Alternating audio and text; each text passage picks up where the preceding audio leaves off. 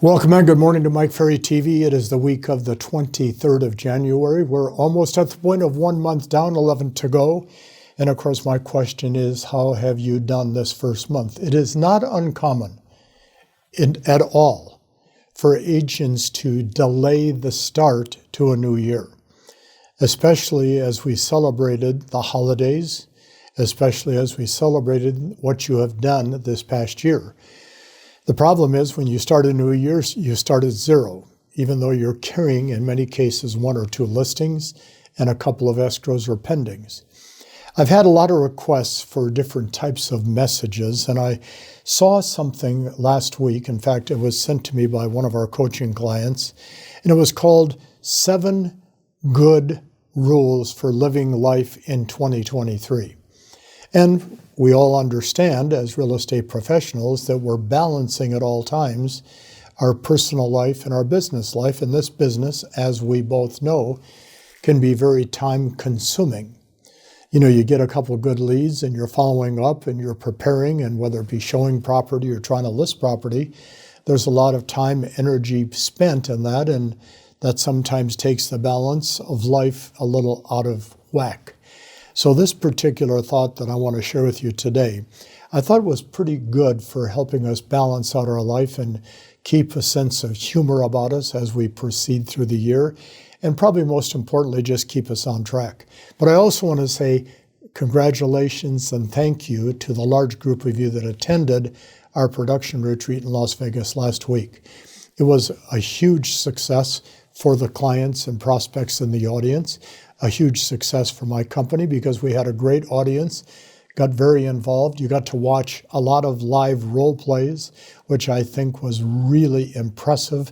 And for all those people that were involved in the role plays, we have a big hats off and a big say thank you for what you've done. So 7 rules for 2023. Rule number 1, let it go, whatever it is. And then this author says, never ruin a good or great day by thinking about a bad yesterday. Because in life, in real estate, there's going to be some really good days. There's going to be some days that aren't so good. It's called normal. But he says we have to get up each day and let what happened yesterday go. And when you think about that, that's really good advice for keeping a sense of humor, a sense of balance, and most importantly, keeping ourselves engaged in working in real estate. But number 2, he says, ignore them.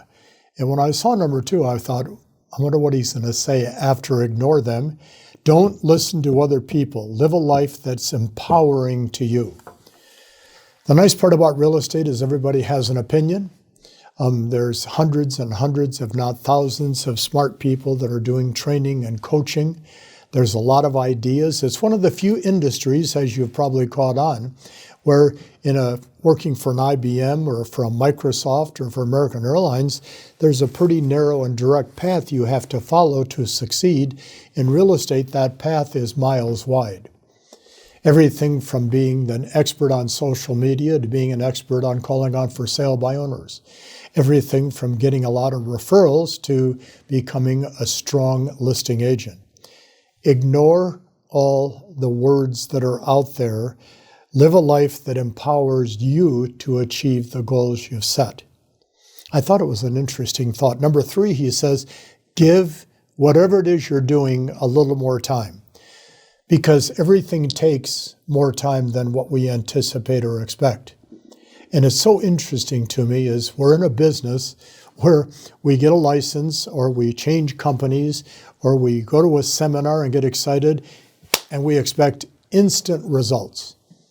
And I've always taught in real estate what we refer to as a 90-day cycle.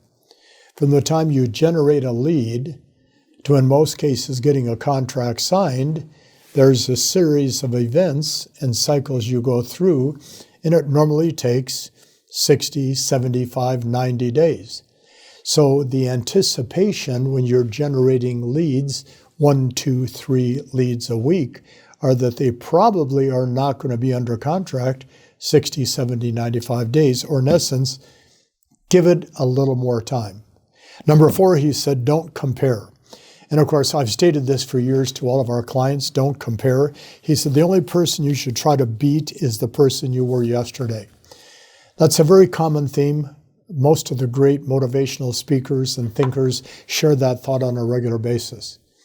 The person you want to compare yourself is to the person in the mirror. You did your job yesterday.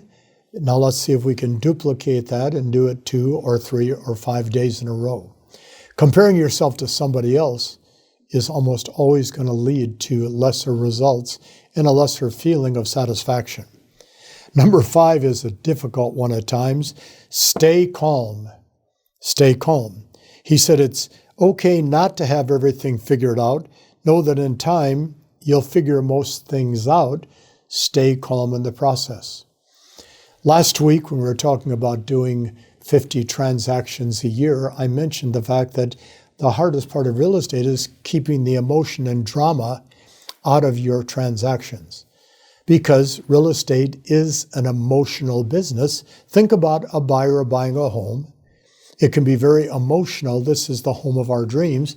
Or think about a seller selling a home that they've lived in for many years, where their family was raised, their children went to school, they played with the neighbors, and now they're leaving that. That's an emotional decision. So therefore, we have to be, and this came from Joan Pate many years ago, great agent from Salt Lake City, we have to be the calming force in every transaction. Number 6, when I first read it, I didn't clearly understand it. I gave it a few more thoughts and I started to understand what he was saying. It's on you.